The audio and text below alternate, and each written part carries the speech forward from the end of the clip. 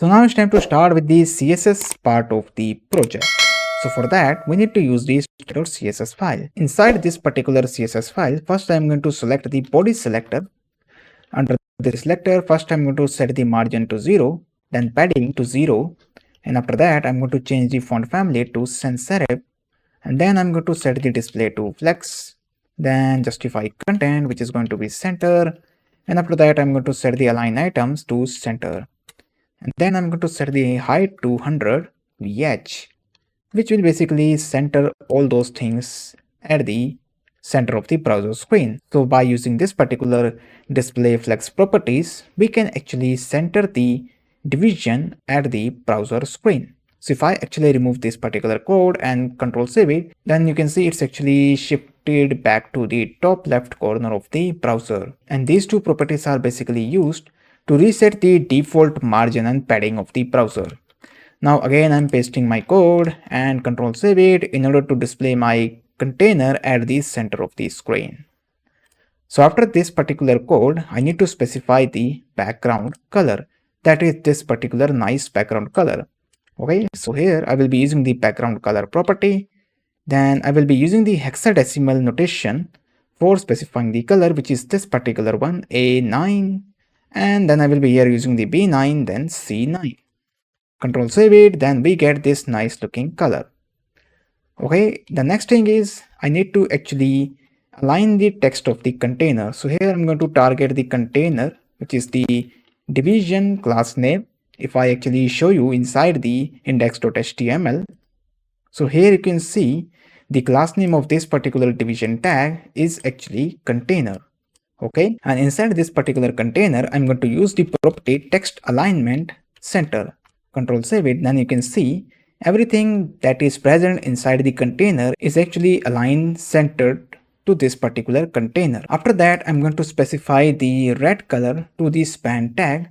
In the final version, if I refresh the page, then you can see the world text is actually displaying in a red color.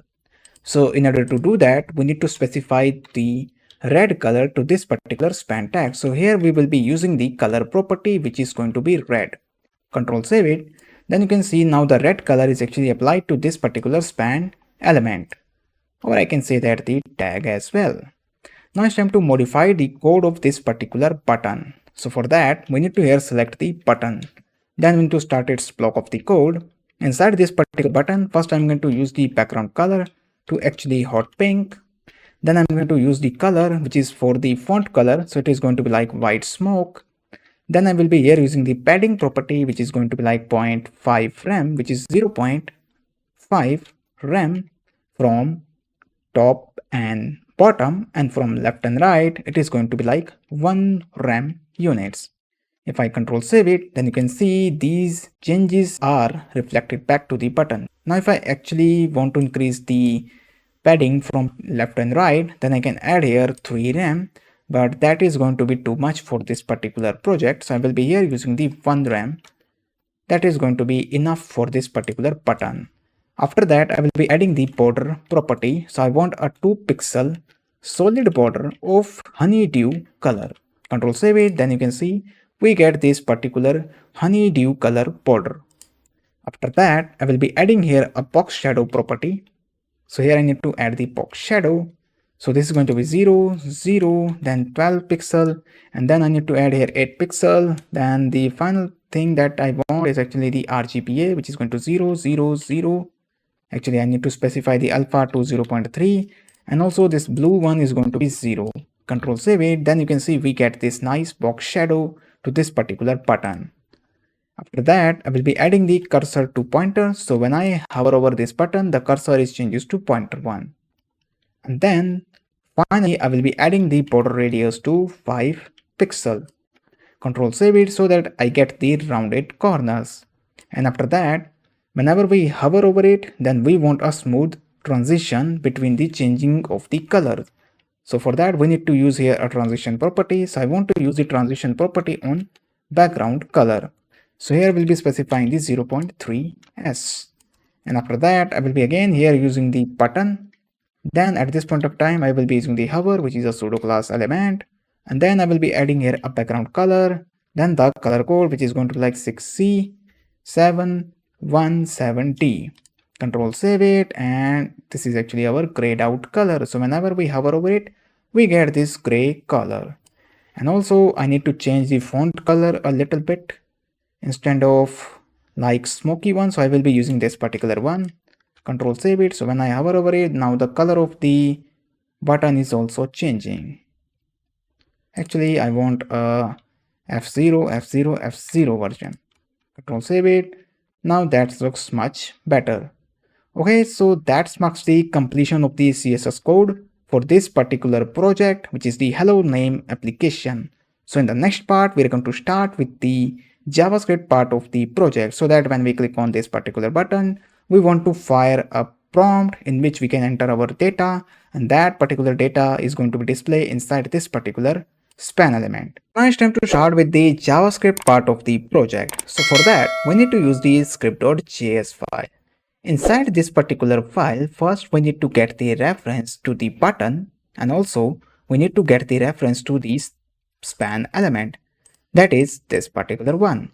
So we need to store the references of these two things, means we need to bind these two elements inside the JavaScript variable. So here first I'm going to create a JavaScript variable by using the const keyword, which is basically a constant but not exactly behaving like a constant in JavaScript. So I'm going to name this particular one as btn element. Okay, and then I will be here using the document.querySelector method to select the button. So what selector I want to select? I want to select the button, because inside the index.html I have not specified any ID and classes to this particular button. So that is why I am using here a query selector. After that, I will be here using the const, which is for storing the reference of the span element. So here I will be naming this particular one as span element. Then this is going to be equals to document.getElementById. And here I need to specify the ID name. So the name of this particular span element ID is actually update content. So I'm going to copy the name of span element, and coming back to the script.js. So here I'm going to paste the name of the ID, that is update content, which is the ID name for the span element.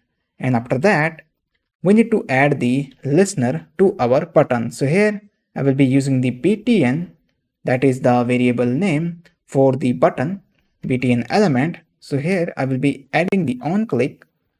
So onClick property, that is this particular one, which is the global one, and I'm going to use the function expression code. So function, which is going to be an anonymous function, because this function doesn't going to have any name. Inside this particular function, I'm going to use the const, then your name, the name that you want to enter inside the prompt. So that is why I have named my variable as your name, and then we want to fire a prompt. So I will be here using the prompt function.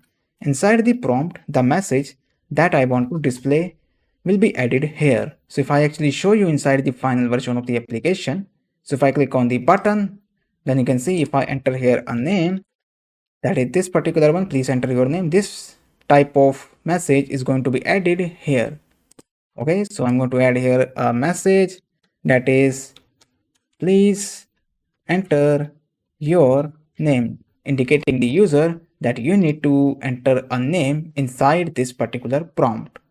And after that, once we get the data inside the prompt, that data will be stored inside this particular variable. So we need to use the value of this variable to update the content of the span element. So for updating the content of this span element, we need to use the text content property. So here I will be using the span element text content property. Then this is going to be equals to your name.